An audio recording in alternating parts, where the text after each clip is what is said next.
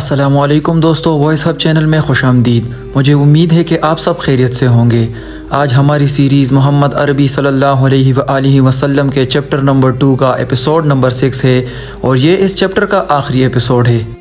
पिछले एपिसोड में हमने देखा कि कैसे नबूवत से पहले भी कुरैश के लोग आप सल्लल्लाहु अलैहि वसल्लम से बेहद मोहब्बत करते थे और उनसे हर चीज़ में मशवरा लेते थे। और आज की एपिसोड में हम आगे पढ़ेंगे, तो आइए शुरू करते हैं। मक्का के चारों तरफ पहाड़ियों का सिलसिला है और बीच में काबा है।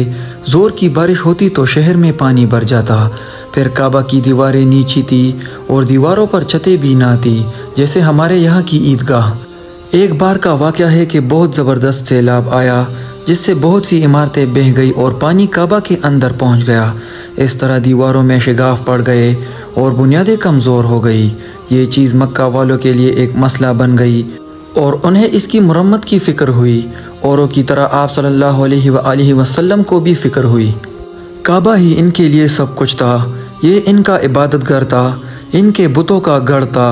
फिर दूर से लोग इसका तवाफ़ करने आते थे। इससे इनकी तिजारत को फ़रोग़ होता और कारोबार में तरक्की होती। फिर इतना ही नहीं, इसकी वजह से इन्हें लोगों की नज़र में एक ऊंचा मकाम हासिल था। आने वाले इनकी इज़्ज़त करते और अपने से ऊंचा और बरतर समझते, क्योंकि ये इसके हमसाए थे, इसके खिदमतगार और पासबान थे और इससे मुतालिक मुख्तलिफ़ ओहदों से सरफराज थे। चुनांचा ये लोग एक जगह जमा हुए और आपस में मशवरा करने लगे कि क्या किया जाए, कौन इसे ढाए और फिर कौन इसे तामीर करे। काबा अल्लाह का सबसे मुक़द्दस घर है। वो डरते थे कि कहीं इसे ढाने से अल्लाह नाराज़ ना हो जाए, कहीं सर पर कोई अजाब ना आ जाए। अकल हैरान थी कि करे तो क्या करे, लेकिन इमारत बिल्कुल बेजान हो चुकी थी, बुनियादें कमज़ोर हो चुकी थी और हर आन इसके ढह जाने का ख़तरा था।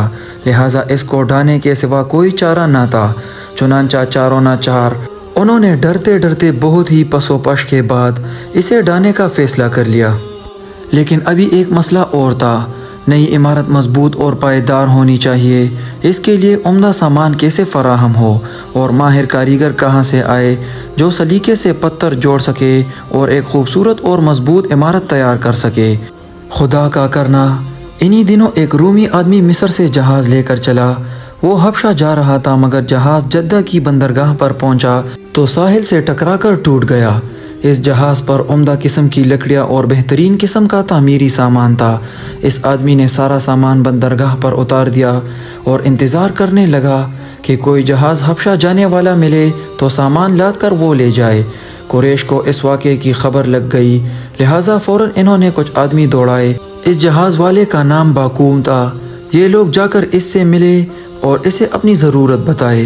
वो बखुशी अपना सारा सामान बेचने पर तैयार हो गया। नीज़ इसने इन्हें बताया कि मैं एक माहिर मेमार भी हूँ। अब क्या था, इनको तो कारीगर की तलाश थी ही और बेटे बेटाए एक अच्छा कारीगर मिल रहा था।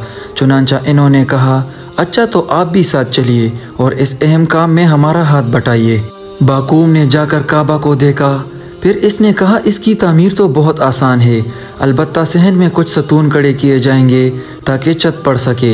इस तरह इमारत महफूज रहेगी। फिर आंधी के झोंके आए या सैलाब, सबसे महफूज रहेगी। ख़ुद इनकी भी यही ख्वाहिश थी, इसलिए कहने से पहले ही ये मंजूर थी। मक्का में एक मिस्री आदमी रहता था, कुतबी नस्ल का था। सलेह इसका नाम था। लकड़ी के काम में वो माहिर था, इसलिए बाकूम की मदद के लिए वो भी बुला लिया गया। इसके बाद कुरैश ने काबा के अलग अलग हिस्से किए और आपस में बांट लिए कि इसको ढाने में हर कबीले का हाथ रहे और तामीर के शर्फ से भी कोई महरूम ना रहे। अब ढाने का वक्त आ गया। लोग फिर लर्जा उठे, जिस्म के रोंगटे खड़े हो गए। फिर वो शशोपंज में पड़ गए, ढाए ना ढाए, क्या करे। अबरहा का हशर ये लोग अपनी आंखों से देख चुके थे, जो काबा को ढाने के इरादे से निकला था। पूरे लाव लश्कर के साथ आया था, लेकिन ना काबा तक पहुंच सका और ना वापस जा सका। पूरे लश्कर के साथ तहस नहस हो गया। इस वाक़े को अभी ज़्यादा अरसा नहीं हुआ था। इसकी हलाकत व बर्बादी का इबरतनाक मंजर लोगों की निगाहों के सामने आ जाता और वो सहम जाते। लेकिन इनका मकसद ढाना नहीं था, बनाना था। चुनांचा नमाज़ें पढ़ी, कुर्बानियाँ की, दुआएं मांगी, इल्तिजाए और मिनाजातें की।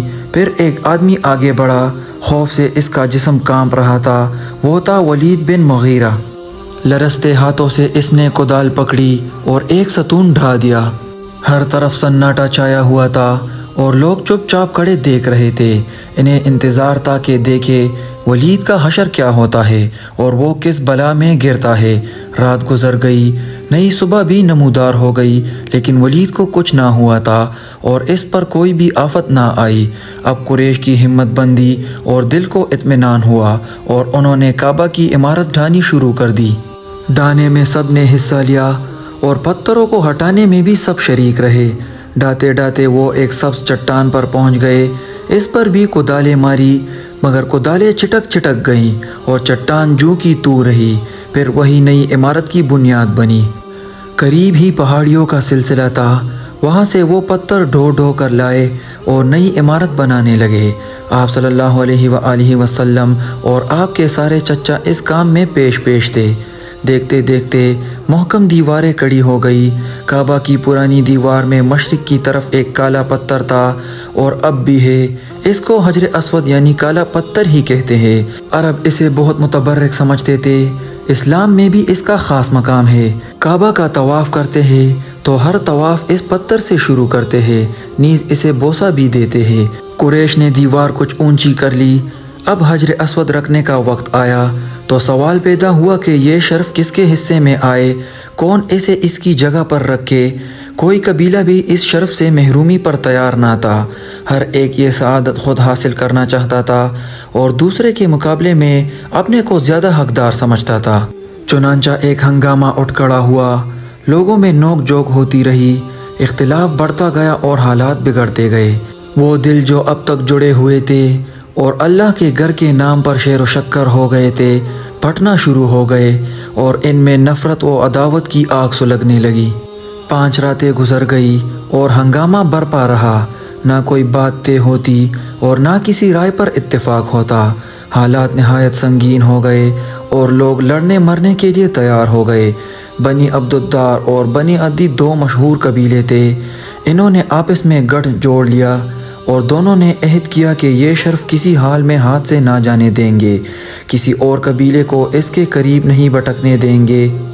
عرب میں دستور تھا کہ جان دینے کا عہد کرتے تو پیالے میں خون بھر کر رکھتے اور عہد کرنے والے اس میں اپنا ہاتھ ڈبوتے۔ انہوں نے اس موقع پر یہ رسم بھی ادا کی۔ پھر تلواریں میان سے باہر آ گئی اور یہ ہوا کہ اب اس جھگڑے کا فیصلہ تلوار کرے گی۔ اس وقت ابو امیہ بن مغیرہ اٹھا۔ یہ قریش کا سب سے بوڑھا آدمی تھا۔ ہر ایک اس کا ادب و احترام کرتا اور اس کی بات کے آگے سر جھکا دیتا۔ اس نے بڑی منت و سماجت کی اور کہا، میرے بھائیو، عزت اور سرداری میں تم سب کا رتبہ برابر ہے۔ بلا وجہ آپس میں لڑو جھگڑو نہیں، نفرت اور عداوت کی آگ نہ بھڑکاؤ، عقل و ہوش سے کام لو اور میری بات مانو۔ پہلا قریشی جو باب الصفا سے داخل ہو کر آئے، اس کا فیصلہ اس پر چھوڑ دو۔ یہ رائے سب نے مان لی۔ کعبہ کے گرد حرم شریف کی 4 دیواری ہے۔ اس کے دیواروں میں سے ایک کا نام باب الصفا ہے کیونکہ یہ صفا پہاڑ کی طرف پڑتا ہے۔ سب نے نگاہیں باب الصفا پر گاڑ دی اور انتظار کرنے لگے کہ دیکھے ان کی قسمت کا فیصلہ کس کے ہاتھ میں جاتا ہے اور وہ کس طرح اس گتی کو سلجھاتا ہے۔ رب کا کرشمہ دیکھو، تھوڑی ہی دیر بعد ایک خوبصورت جوان باب الصفا سے نمودار ہوتا ہے۔ وہ تیزی سے چلا آ رہا ہے۔ دیکھتے ہی سب چیخ پڑتے ہیں، امین امین، محمد امین کا فیصلہ تسلیم۔ کتنا اعتماد تھا قوم کو اس جوان پر۔ پوری قوم میں کوئی نہیں جسے اس کی دیانتداری میں شبہ ہو، کوئی نہیں جسے اس کا فیصلہ ماننے میں تامل ہو۔ دیکھنا ہے آج اس نازک موقع پر وہ کیا کردار پیش کرتا ہے۔ لوگ بے تابی سے آگے بڑھے اور آپ صلی اللہ علیہ وآلہ وسلم سے فیصلہ چاہا۔ آپ صلی اللہ علیہ وآلہ وسلم نے فرمایا، ایک کپڑا لاؤ۔ کپڑا آیا تو آپ نے اسے پھیلا دیا، پھر حجر اسود اٹھایا اور اس پر رکھ دیا۔ پھر فرمایا، ہر قبیلے کا سردار ایک ایک کونا پکڑ لے اور سب مل کر اٹھائے۔ چنانچہ قبیلوں کے سردار آگے بڑھے، انہوں نے کپڑے کے کونے پکڑے اور جس جگہ پتھر لگانا تھا وہاں تک لے آئے۔ پھر آپ صلی اللہ علیہ وآلہ وسلم نے اسے خود اٹھایا اور اس کی جگہ رکھ دیا۔ لوگ خوشی سے اچھل پڑے اور ہر طرف مسرت و شادمانی کی لہر دوڑ گئی۔ کتنا پیچیدہ تھا یہ مسئلہ اور کتنی آسانی سے حل ہو گیا۔ ہر ایک کی ناک رہ گئی اور کوئی اس شرف سے محروم نہ رہا۔ آپ صلی اللہ علیہ وآلہ وسلم کی حکمت اور دانائی سے ایک زبردست فتنہ دب گیا اور قوم انتہائی تباہ کن خانہ جنگی سے بال بال بچ گئی۔ دشمنی و عداوت کے شعلے بجھ گئے اور سب پہلے کی طرح شیر و شکر ہو گئے۔ پھر قریش نے کعبہ کی تعمیر مکمل کی، ستونوں پہ چھت ڈال دی اور اندر جانے کے لیے ایک دروازہ کھول دیا جہاں بتوں کا مہاراجہ ہبل براجمان تھا۔ اس وقت تک عمر مبارک کی 35 بہاریں گزر چکی تھی۔ آپ نے دیکھا محمد صلی اللہ علیہ وآلہ وسلم کتنے سچے تھے، قوم میں کس قدر محبوب تھے، بے داغ سیرت، پاکیزہ طبیعت، ہر ایک آپ صلی اللہ علیہ وآلہ وسلم کی عزت کرتا اور جو کچھ فرماتے اسے تسلیم کرتا۔ ارشاد ہے وَإِنَّكَ لَعَلَىٰ خُلُقٍ عَظِيمٍ، اور بے شک تم عظیم کردار کے مالک ہو۔ اسی کے ساتھ ہمارے چیپٹر نمبر 2 کا لاسٹ ایپیسوڈ یعنی ایپیسوڈ نمبر 6 ختم ہوتا ہے۔ اس کے بعد ہم اپنا نیا چیپٹر خدا کی آواز شروع کریں گے۔ امید ہے آپ کو یہ ایپیسوڈ بھی اچھا لگا ہوگا۔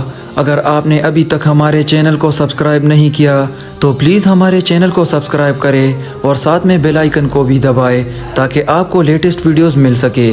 شکریہ۔